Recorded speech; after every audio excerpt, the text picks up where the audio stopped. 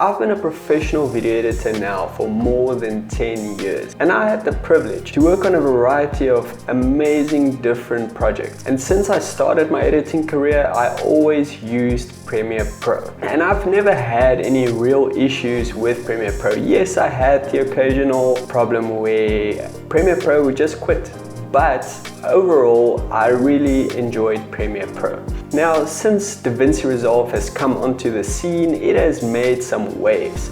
And every time DaVinci Resolve released a new update, I was curious to see what the hype is all about.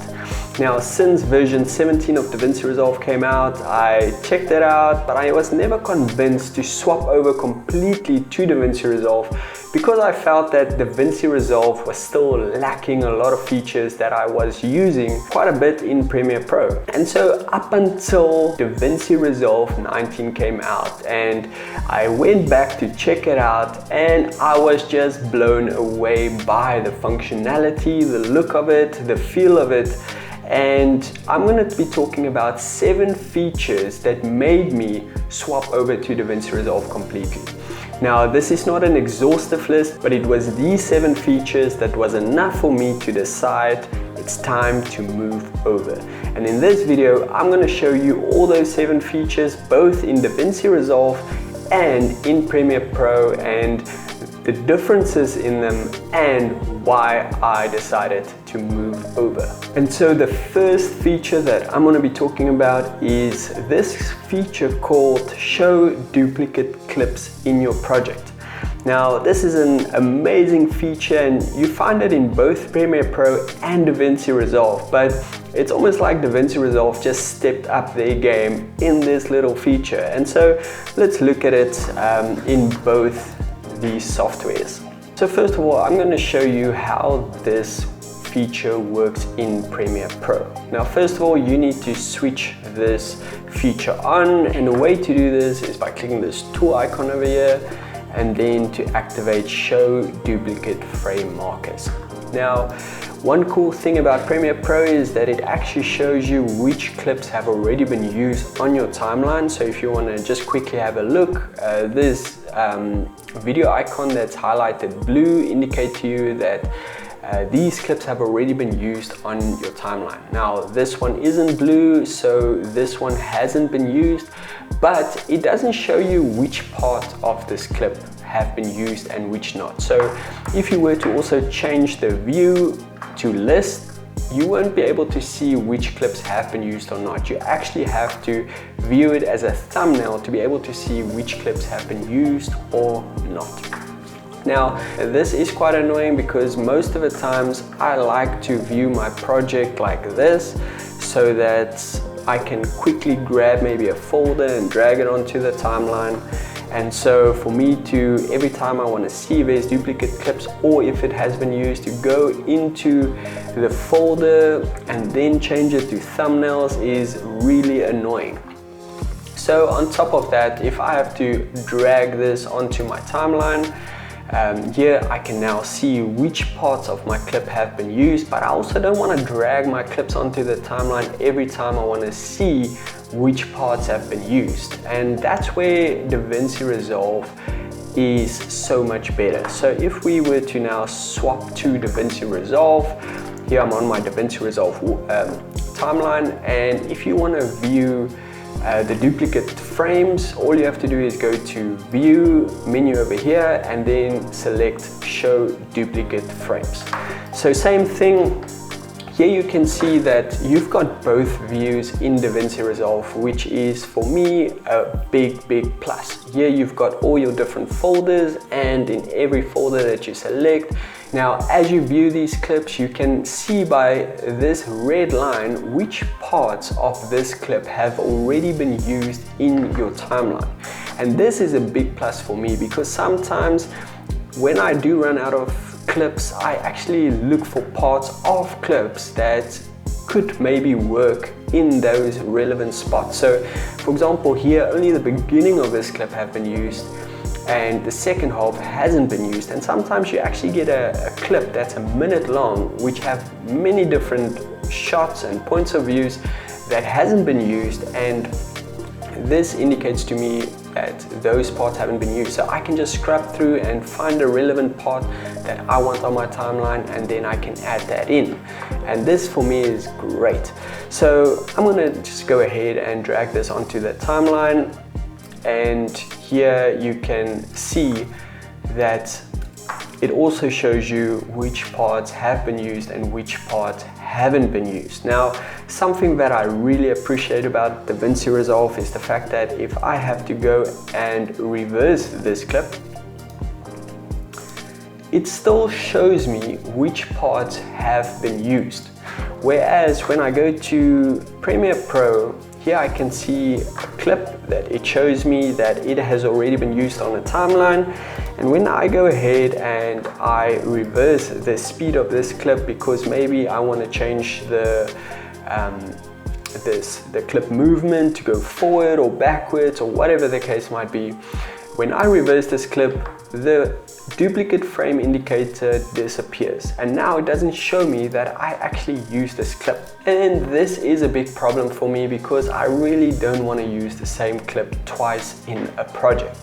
Whereas in DaVinci Resolve, it still shows me that this part has been duplicated. So both of these platforms have the same feature, but DaVinci Resolve's duplicate clip indicator just works so much better for what I need. The second feature that just knocked me out of the park was the stabilization within DaVinci Resolve. Now, most of you probably know the way to stabilize footage in Premiere Pro is to use the warp stabilizer. And when we drag the warp stabilizer on it, it analyzes and it stabilizes your footage well most of the time. But here is my issue with Premiere Pro's stabilizer. Like, you can see that it works really well, there's no issues, and where the problem comes in is the moment that you change the speed of this clip. So for example, it's playing back at 100%. And when I slow it down, either slower or faster, the warp stabilizer no longer works. So in DaVinci Resolve, we don't have that issue. If I want to slow down my footage, I can go to my inspector window on the right over here, and I can go to stabilization, and I can just select the clip and click stabilize. And here I've got many different options of how smooth I want the footage to be and all of that. And you know, if I want to actually make this clip slower or faster, it's not an issue. It doesn't give me an error, and I can still stabilize this footage. So whether it's fast or whether it's slow, it's not an issue. I can still stabilize it and it works 100%. And this is one of the features that I use quite a lot. Now, the third thing that made me decide to swap over to DaVinci Resolve is the layout of all the windows. Now, in DaVinci Resolve, everything is so nice and clean and organized. You've got your different workflows here: cut, your edit, fusion, your color page, when you want to do sound, and then when you go to the export options. So in the edit window, I love how everything you can, if you need clips, you can click the media pool and it opens up. If you need effects, you open up effects and it's there exactly at the same spot every time. If you need to change something on your clip, you can open up the inspector window or you can close it, and everything is always where you left it. Whereas in Premiere Pro, it can get really messy because these tabs over here sometimes disappear. And here, when you want to open up your program window and you drag this out, now in this window I've got many different tabs open: essential graphics, essential sounds, text, lumetri, color, all of that. And now that I'm dragging this open, I'm losing sight of all these tabs, which is really annoying, because now every time I want to open a tab, I need to click these arrows and find the tab that I'm looking for. And where in DaVinci Resolve everything is so neat, I know exactly where to find everything. I especially love the project window over here, which got all your tabs on the left hand side here, and when you click that you can view whatever is inside of that folder. And like I say, this works perfectly with showing what parts of your clip has already been used, and that helps me in the edit. The fourth thing that I really loved is this feature called dynamic zoom.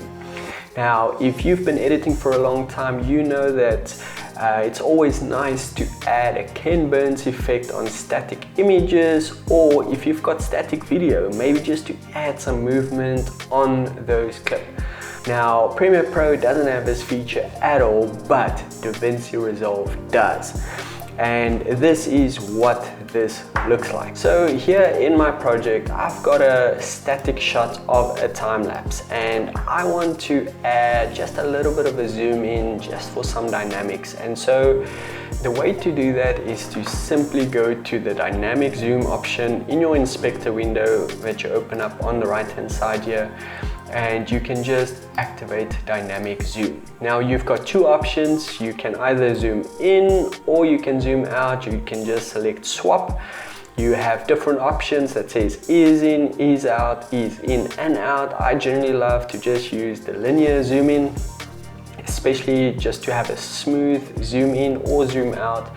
And without having to add any keyframes, you now have a really nice zoom in or zoom out effect. And on top of that, if you want to customize it, you can go to the transform tab on the left hand side of a program window, and you can select dynamic zoom.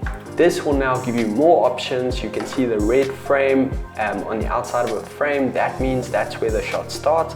And the green frame is how far it will actually zoom into the shot. So if you want to decrease the zoom, you can do so by just simply dragging this green frame out.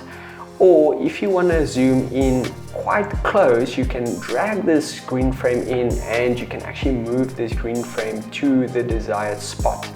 But generally, you might only want to use it as a subtle zoom in or zoom out effect, and you can do that by simply dragging it out like this, and when we play it back, there's just a subtle zoom out or zoom in effect, and that is exactly what I want. And this saves me a lot of time on my edits, so I don't have to go in and out, create keyframes. Now, the fifth thing that I found really helpful, and it saved me a ton of time, was this feature in DaVinci Resolve called color match, where you can match the color balance of one clip onto another in literally a few clicks. And I'm going to show you quickly how to do that. So in DaVinci Resolve, I've got two different clips here. You can see one is a clip with a lot of clouds. It feels a lot more moody. And here I've got a drone shot of a clip that is very bright. There's no clouds, almost no clouds in the sky. And I want to match this particular clip with this clip. So all I have to do is go to the color page, and here I've got the two clips. This clip I want to color match to this clip so that the color balance is exactly the same. This sometimes helps when you film on two different cameras and you want to match the one camera shot to the other so that the color balance, the contrast, everything looks the same. And the quickest and easiest way to do that is you select the clip that you want to color balance to the other one, and you right click on the shot that you want to color balance to. You right click and you go to shot match to this clip. Now you can just view the program window over here and see how it changes when I select this. And now the color balance is exactly the same.